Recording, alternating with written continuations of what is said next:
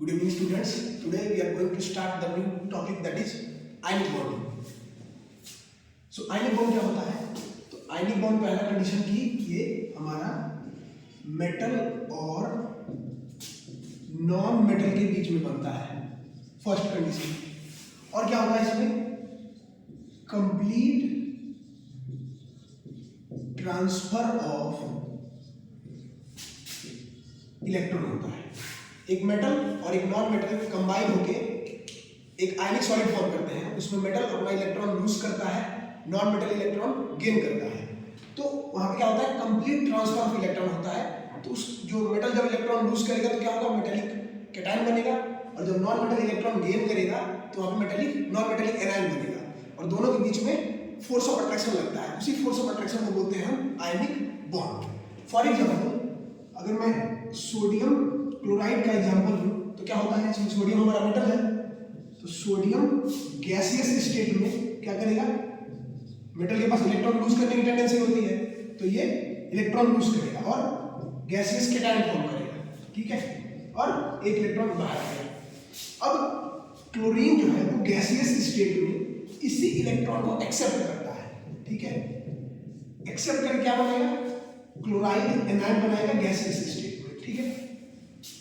अब ये जो सोडियम का कैटायन बना और क्लोरीन का एनायन बना, इन दोनों के बीच में क्या होगा?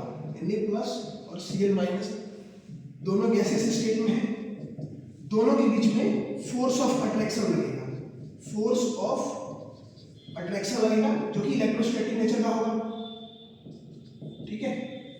इसी को बोलते हैं आयनिक बॉन्ड। क्या बोलते हैं इसको? Ionic bond. तो आई होप कि आप आयनिक बॉन्ड समझ गए होंगे। ये मेटल और नॉन मेटल के बीच में बनता है, कंप्लीट ट्रांसफर ऑफ इलेक्ट्रॉन होता है इसमें, और इसमें क्या होगा? जो कैटायन और एनायन बनेंगे, दोनों के बीच में जो इलेक्ट्रोस्टैटिक फोर्स ऑफ अट्रैक्शन लगेगा, उसी को बोलेंगे हम आयनिक बॉन्ड। अब इसका एक नेचर देखिए, जैसे ये क्या है? फोर्स ऑफ अट्रैक्शन है, तो इसका कोई डायरेक्शन नहीं होगा प्रॉपर। क्यों? क्योंकि मान लीजिए आपका यहाँ पे कैटायन है, तो क्लोरीन यहाँ पे हो, यहाँ पे हो, यहाँ पे हो, किसी डायरेक्शन से इसमें इलेक्ट्रोस्टैटिक फोर्स ऑफ अट्रैक्शन लग सकता है। इसका कोई पर्टिकुलर डायरेक्शन नहीं है, इसलिए हम बोलते हैं कि जो ये हमारा आयनिक बॉन्ड है ये नॉन डायरेक्शनल होते हैं, नॉन डायरेक्शनल, ठीक है। इतना समझ में आ गया? अब देखिए, अब मैं बताने जा रहा हूं आपको कि इसके फेवरेबल कंडीशंस क्या होंगे आयनिक बॉन्ड के, ठीक है। देखिए, फेवरेबल कंडीशंस फॉर आयनिक, ठीक है। इसमें हमें क्या दिखा? पहला कंडीशन मेटल की बात करते हैं। मेटल हमारा क्या कर रहा था? जैसे मान लीजिए M कोई मेटल है, वो गैसियस स्टेट में इलेक्ट्रॉन लूज कर रहा है, ठीक है, इलेक्ट्रॉन लूज किया। तो हम पीरियोडिक टेबल में ऑलरेडी पढ़ चुके हैं कि जब कोई आइसोलेटेड गैसियस एटम के आउटर मोस्ट शेल से एक इलेक्ट्रॉन का लॉस होता है, तो उस इलेक्ट्रॉन को निकालने के लिए हमें कुछ एनर्जी देनी पड़ती है। मेटल एनर्जी एब्जॉर्ब करता है, और उसी एब्जॉर्ब एनर्जी को हम बोलते हैं आयोनाइजेशन एनर्जी। तो इस केस में क्या होगा? एनर्जी आपकी एब्जॉर्ब होगी, ठीक है, और इसी को बोलते हैं आयोनाइजेशन एनर्जी। तो कोई भी मेटल इजीली अगर इलेक्ट्रॉन लूज करता है, मतलब वो थोड़ी सी एनर्जी एब्जॉर्ब करेगा और इजीली इलेक्ट्रॉन लूज कर देगा। तो जितनी आसानी से वो इलेक्ट्रॉन लूज करेगा, उतना आसानी से आयनिक बॉन्ड बनाएगा।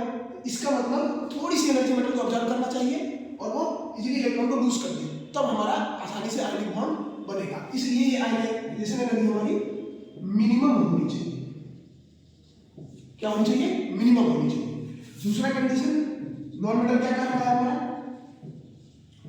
नॉन मेटल, जैसे मान लीजिए कोई X नॉन मेटल है, ये इस इलेक्ट्रॉन को एक्सेप्ट करता है, क्या करेगा? एनायन फॉर्म करेगा।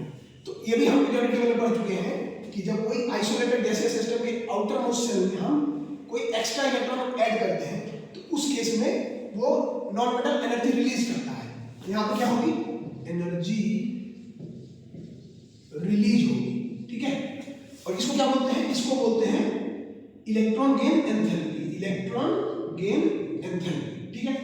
अब नॉन मेटल जितना ज्यादा एनर्जी रिलीज करेगा उतना स्टेबल एनायन फॉर्म करेगा, और जितना ज्यादा एनर्जी रिलीज होगी उतना स्ट्रॉन्ग आयनिक सॉलिड बनेगा। यानी कि इलेक्ट्रॉन गेन एंथैल्पी मैक्सिमम होनी चाहिए for the stable ionic bond formation, right. तो इलेक्ट्रॉन गेन एंथैल्पी क्या होनी चाहिए, मैक्सिमम होनी चाहिए, ठीक है। थर्ड कंडीशन हमारा यहाँ पे क्या हो रहा है, ये जो मेटल बना M+ गैसियस स्टेट में और ये X- गैसियस स्टेट में, तो दोनों गैसियस स्टेट में है, बट क्या है, ये कैटायन है, ये एनायन है, दोनों में इलेक्ट्रोस्टैटिक फोर्स ऑफ अट्रैक्शन लगेगा और ये दोनों क्लोज आ जाएंगे और इतने क्लोज आ जाएंगे कि ये सॉलिड में कन्वर्ट हो जाएंगे। तो यहाँ पे हमारा बन जाएगा MX सॉलिड, ठीक है। अब जब कोई हम इसको थर्मोडायनेमिक्स में डिटेल में पढ़ते हैं कि जब कोई गैसियस कैटायन और गैसियस एनायन कंबाइन होकर आयनिक सॉलिड का फॉर्मेशन करते हैं तो वहां भी एनर्जी रिलीज होती है और उस रिलीज एनर्जी को बोलते हैं लैटिस एनर्जी। एक्चुअली इसका डेफिनेशन क्या होता है कि when 1 mole of gaseous cation and 1 mole of gaseous anion combines to form 1 mole of ionic solid, then the amount of energy released is known as lattice energy। तो यहाँ भी energy release होती है, energy release होती है, ठीक है, और इसको बोलते हैं लैटिस एनर्जी, ठीक है। तो ये भी एनर्जी रिलीज हो रही है, तो जितना ज्यादा लैटिस एनर्जी रिलीज होगी उतना एनायन और कैटायन के बीच फोर्स ऑफ अट्रैक्शन ज्यादा लगेगा और उतना ही स्टेबल आयनिक कंपाउंड बनेगा। तो इसका मतलब ये एनर्जी जो रिलीज हो रही है जिसको हम लैटिस एनर्जी बोल रहे हैं, वो लैटिस एनर्जी भी मैक्सिमम रिलीज होती है, तब जाके हमारा स्टेबल आयनिक कंपाउंड बनेगा और स्ट्रॉन्ग आयनिक बॉन्ड का फॉर्मेशन होगा। तो ये लैटिस एनर्जी क्या होनी चाहिए, मैक्सिमम होनी चाहिए, ठीक है। तो हमने 3 कंडीशन देखा, पहला एनर्जी जो एब्जॉर्ब हो रही है, जो एनर्जी है वो मेटल की मिनिमम होनी चाहिए। दूसरा, नॉन मेटल की जो एनर्जी रिलीज हो रही है यानी कि इलेक्ट्रॉन की एनर्जी वो मैक्सिमम होनी चाहिए। और तीसरा, जो एनर्जी रिलीज हो रही है सॉलिड के फॉर्मेशन में जिसको हम लैटिस एनर्जी बोल रहे हैं, that should be maximum for the stable ionic compound. तो ये 3 फेवरेबल कंडीशंस हैं। Thank you so much.